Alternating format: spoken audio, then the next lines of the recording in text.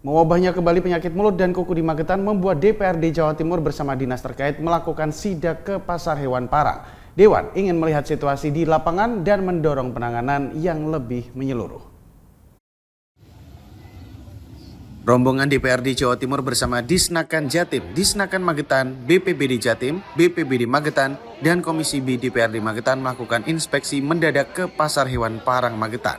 Sidak ini dilakukan untuk mengawasi penyebaran PMK dan upaya penanganannya. Petugas BPBD juga menyemprotkan disinfektan di area pasar hewan. Sementara tim Disnakan melakukan penyuntikan vitamin dan vaksin pada kambing dan domba yang dijual.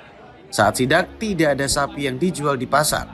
Hal ini diduga karena peternak semakin sadar dan khawatir ternaknya akan tertular PMK. Wakil Ketua DPRD Jawa Timur Denny Wicaksono mengatakan tujuan inspeksi untuk melihat kondisi persebaran PMK yang kembali marak di Jawa Timur, khususnya di Magetan. Menurut keterangan warga, wabah PMK kali ini jauh lebih berbahaya dibandingkan tahun 2022. Hewan ternak yang terinfeksi mati dalam waktu sangat cepat. Karena itu, Denny mendorong pemerintah pusat agar menaikkan status PMK menjadi wabah nasional. Penanganan di level kabupaten dan provinsi tidak cukup untuk mengendalikan penyebaran PMK yang sudah meluas. Kita melihat kondisi di lapangan terkait dengan wabah PMK ini yang kembali marak lagi. Beberapa tahun yang lalu muncul dan hari ini, tahun-tahun ini muncul kembali, dan banyak peternak menyampaikan ini kalau bahasa peternak ini jauh lebih ganas. Wabahnya lebih ganas karena jangka waktu terserang sampai kemudian hewan ternak itu meninggal sangat cepat. Jadi memang kita juga ingin ada koordinasi dan kerjasama antara pemerintah provinsi dan kabupaten kota. Misal vaksinnya dari pemerintah provinsi, nanti pelaksanaan operasionalnya dari kabupaten kota. Nah, ini yang ingin kita bangun karena ini menjadi kepentingan kita bersama.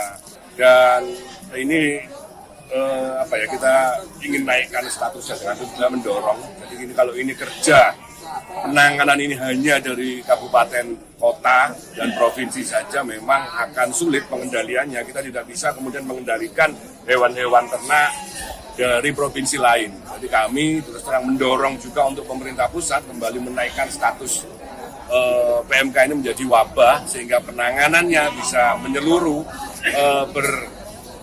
bekerjasama dengan provinsi lain. Karena ya kalau manusia ada KTP-nya, kalau hewan ini nggak ada KTP-nya, kita nggak tahu ini hewan ini dari Jawa Tengah, dari Jawa Barat, atau mungkin dari luar Jawa yang masuk ini sehat atau tidak kita tidak tahu. Maka kami ini mendorong pemerintah pusat agar kembali menaikkan statusnya menjadi wabah sehingga penanganan bisa menyeluruh. Menurut Denny, sejumlah upaya penanganan telah dilakukan. Sejak November 2024, pemerintah telah mendistribusikan obat-obatan seperti antibiotik dan antipiretik ke daerah-daerah terdampak.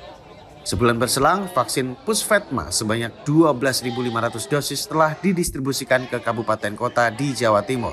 Dalam bulan ini, ada 165.000 dosis vaksin tambahan untuk mempercepat penanganan PMK di daerah terdampak.